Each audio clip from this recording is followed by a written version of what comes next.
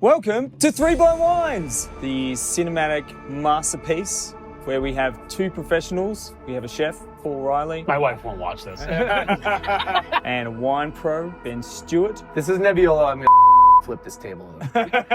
We give them 3 blind wines, that is, wines that they don't know where they're from. We let them taste them. They have to guess the who, what, where of those wines. We have Justin Freeman, who's created the best vegan pot pie. And then we're going to see which wine pairs best with this gorgeous little dish. Hi, I'm Paul C. Reilly. I am the culinary director at Coperta in Denver's Uptown neighborhood. And I'm also a James Beard Semifinalist for Best Chef Mountain for 2025. Hi, I'm Ben Stewart. I am the key account specialist for Guiliana Wine Company. Here to do some wine tasting. Hi, I'm Justin Freeman. I'm the chef of Somebody People. I'm Sam. Sorry. Owner of Somebody People. Wine number 1. Soft. It definitely has a little bit of that marzipan, almost a little bit honeyed characteristic to it. It's a little bit melon. It's got a little bit of a stony minerality to it. Color's got a little bit of a green fleck to it, but it's mostly like sort of a hay yellow. Medium plus acidity on there. Nice sort of broad mouthfeel. Not super viscous, not super rich. Less mineral on the palate than I got on the nose. This is definitely giving me a Chardonnay vibe. I don't know if I would place this in Burgundy. I think it feels a little bit more Californian. But could be a little curveball, could be a little Viura perhaps. Who drinks Viura? You know what, I think that this might be a nice Chardonnay here. I don't detect any new oak on here, but it could be like a neutral barrel Chardonnay, not Burgundy, maybe California, or even like sort of satellite appellation like France or somewhere else. It's a nice quality wine, juiciness to it, little bit of minerality, nice acidity. Told everybody I'm ready to go 0 for 3 today. Very high acid wine, pretty thin on the color, like just a very faint gold to it. Creaminess on the nose, like citrus peel as well. Oh, here we go. Yep, certainly high acid, great food wine. Wow, it's excellent. My first thought was definitely Italy, Northern Italy. Man, I don't know, gosh. Like it's got a little bit more structure than like a Vino Verde, and definitely more alcohol than that. It's a little more hot than like a Vino Verde, but the color almost makes me think of that. I know, maybe I do need another sip actually. There is nice minerality to this wine, so I'm actually changing. I'm gonna go with For the grape, I am gonna stick with Chardonnay here. Wine region is California, and the bottle price, 28 bucks. So I'm going Vermentino, Sardinia, $18. So the first wine we're trying today is Lioco. It's out of Sonoma. Beautiful wines brought in by Craft Wines. I think this is just a gorgeous little entry-level Chardonnay that's got cream on the outside. It's got great acidity. Plus, it's got that cool little apple pie-ness to it. So wine number 2 here, a little bit more golden in hue. Looks like there might be a little bit of sediment going on in here. I'm not sure what that might indicate. The fruit is towards the orchard end of the spectrum, perhaps even a little bit of a stone fruit characteristic to it. A little bit of white peach sort of thing. Citrusy. It makes me think of Albarino, but I'm not certain this is Albarino. The acid is not as high as I would have expected it to be on the palate from the nose. Orange blossom, a little bit pithy. There's part of me that's pulled me away from Albarino, but it was my first thought there. And it does have that citrus pithiness to it, that stone fruit. It is definitely bright, the acidity's nice. So I'm gonna stick with Albarino from Spain, Galicia. Pronounce it like an idiot or like an I don't know. Straw colored, I don't know, maybe like some pineapple? We'll see, I'm gonna go for it. I guess that this wine might see a little bit of oak. Not a lot, nothing like a California white, but French American almost seems like too obvious for what I'm tasting. So I'm going to say it's a Vouvray from Western Australia. Albarino, Spain, Galicia. Shot in the dark here. Vouvray, Western Australia, $21. $32. Second one is the wine that I really enjoyed when I went on my travels in Italy. Quintadecimo, brought in by Natural Wines, 2022 Greco de Tufo.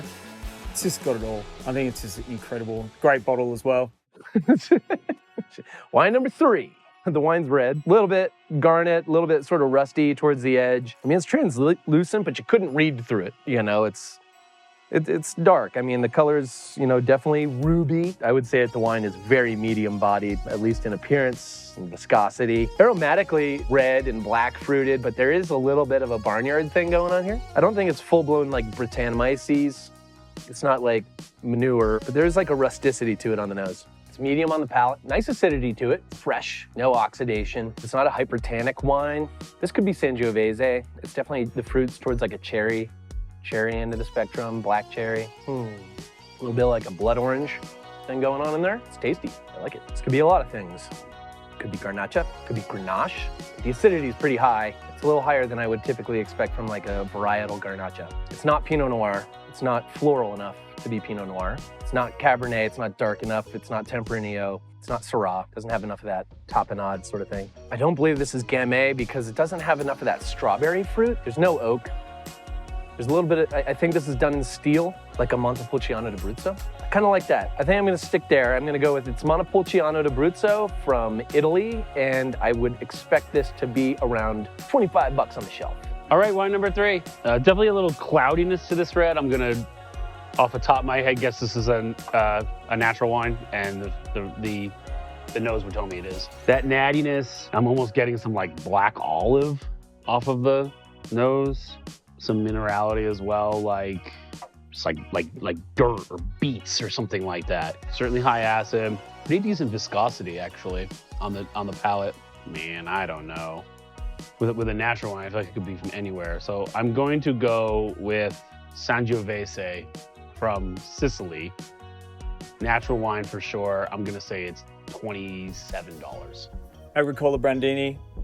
Wine brought out by my good friend Patrick Houghton from Wine Down Selections. Dolcetto d'Alba, just roses, like it's on the label. It's just like floral roses, has a slight dark tone to it, but a gorgeous little wine with some great acidity. The reason why I chose the wines that I did is because I think that all of them have a great vein of acidity. They're creamy on the outside, but soft on the inside. Today, I'm intimidated with these two giants of the industry sitting beside me. And so I had to pull out all the stops with these wines, but I really want to know, what do you think of them overall? I like them. I would be happy drinking any of these wines. High acid, which, you know, nice for food and for my palate as well. And yeah, I would say my favorite was probably wine number 1. Wine number 1? Yeah. Cool. But I wouldn't kick any of them out of bed. Nice. Yeah. No, delicious. Yeah. If I had to pick a favorite, I would probably go with number 2. Yep. Yeah, it just has a little bit more of that like floral characteristic. It's got a little bit higher acidity. Yeah. A little bit racier, yeah, Cool. for sure. Cool. So obviously Justin and I worked together and we kind of collaborated on this little tasting. Some of these wines I collected on my recent trip to Italy, and some of them I just really love. And I thought that they would go with the dish well. But obviously, we want your feedback, you know, because, you know, 3 mouths are better than 1 in a sense, you know.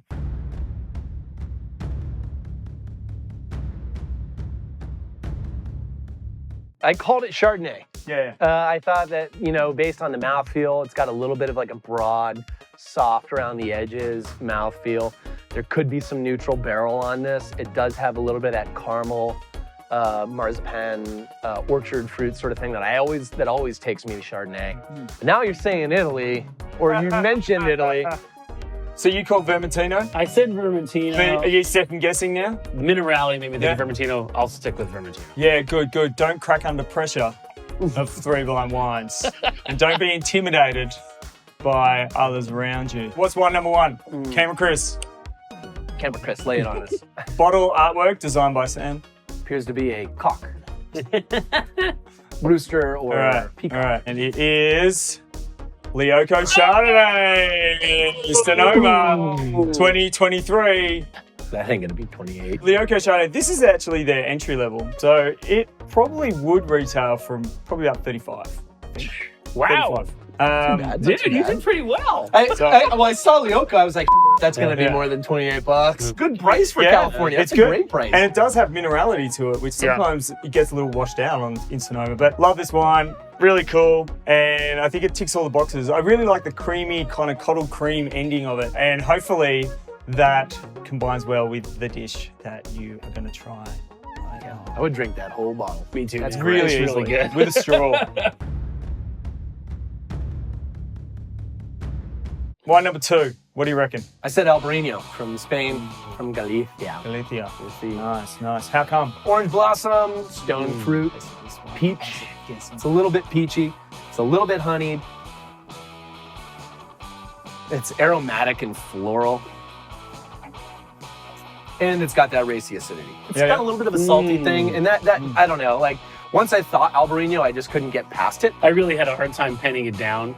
I'm actually getting some like uncooked bacon notes, a little bit of like smoke, actually, to be honest with you. I said it was a Vouvray, which I'm sure is incorrect. I said it was from Western Australia just because of Sam. Yeah, Shannon, Western Australia. Yeah, so Cool. I like that. Cool. Don't be fooled by my Australianism and the lure of the largest island in the world. This is probably the biggest curveball of them all. In the knew lineup. it. It is Italian. Would not have been Italian. It's very strong wine, and that's why I depicted my art by Sam, bottle art by Sam. Is As a strong right?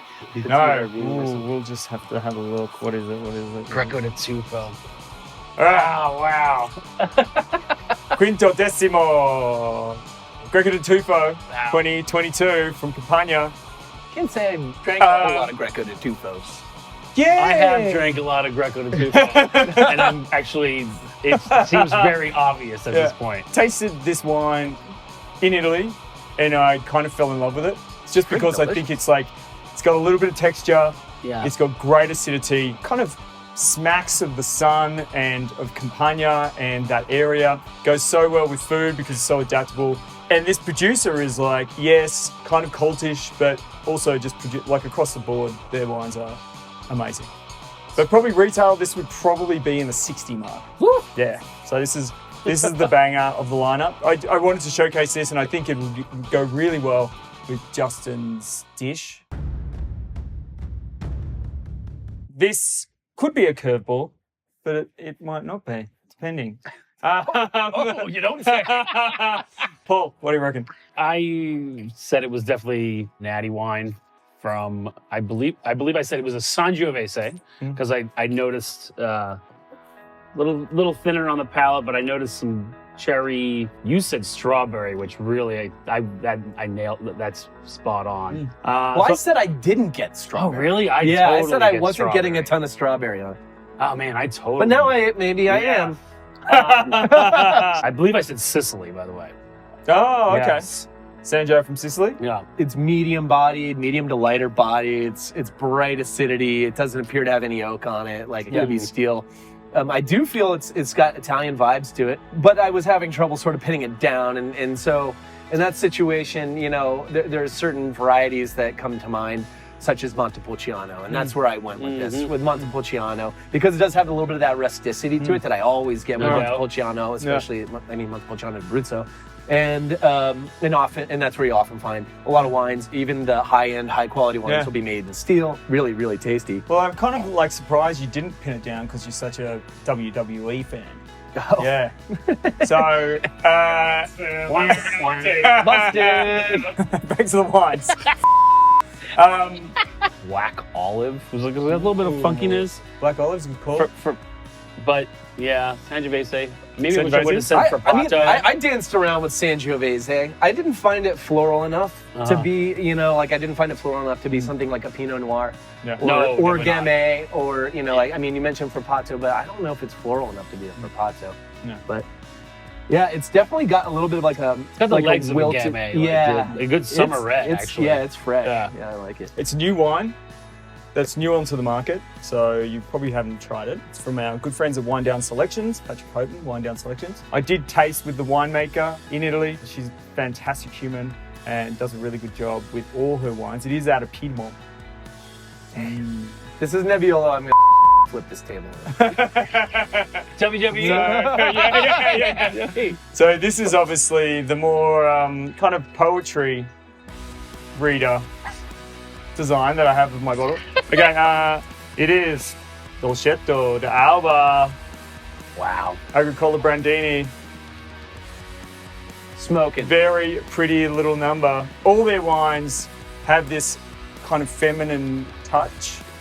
In Piedmont, they've got great acidity, really joyful in the glass, just like springtime. I threw this in really because I needed to get a wine with a bit of high acidity to cut through the creaminess of the dish and also just to lend itself to a little bit of kind of spice and richness. So Dolcetto, I love Dolcetto at the moment. I'm trying to drink as much Dolcetto as possible. I think it's really great value on the market as well. And I do believe that everyone should drink more of these kind of country style of wines coming out of Italy. So What was the price? this would probably land at the bottle shop around $32. That's pretty Yeah. good. Pretty good. Yeah. So great little number. Again, go and get it. Look up Wine Down Selections. Cheers. Cheers, Thank you so much. Yeah. All right. Nice meeting you. Yeah, Should we nice get meeting you. some? We should get some food on the table. Chef. Drink the rest of this.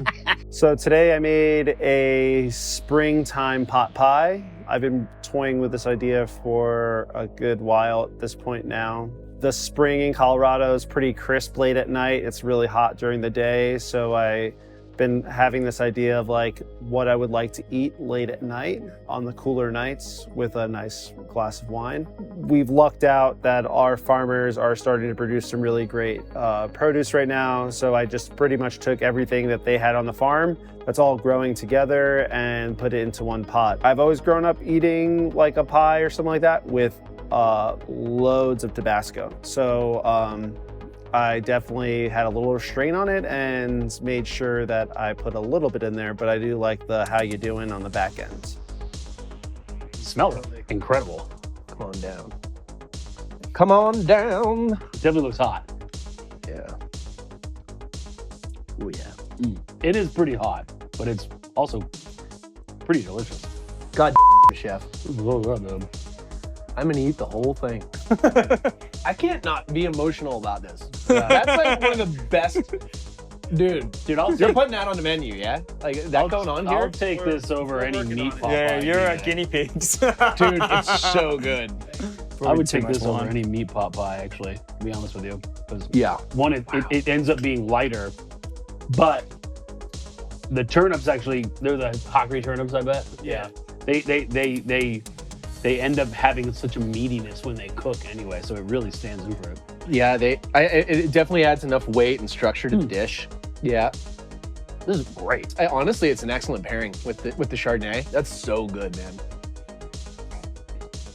And there's enough acidity in the Chardonnay to lift it up and stand up without. It's like creamy with creamy because the Chardonnay does have richness to it for sure, but there is also that really lovely floral characteristic, and then the acidity balances out nicely.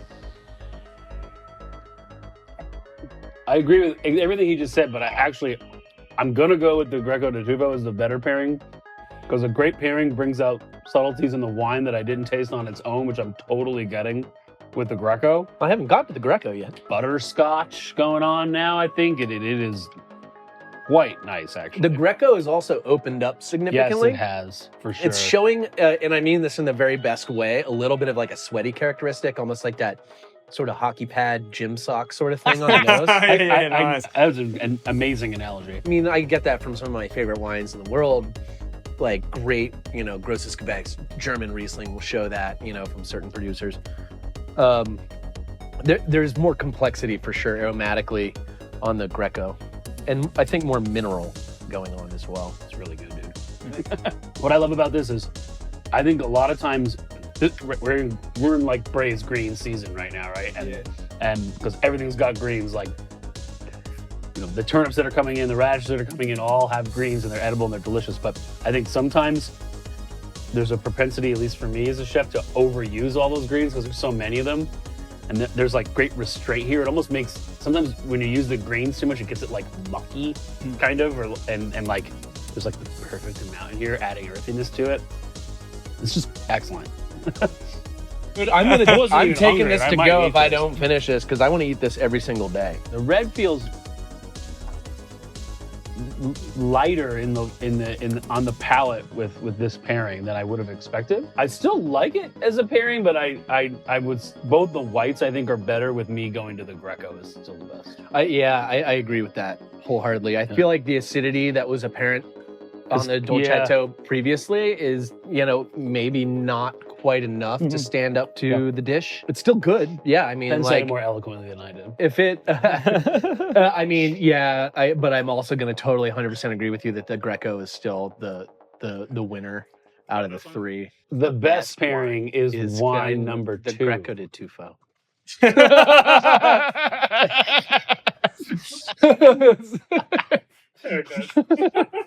Can I ask a question? Can you turn on the air conditioning?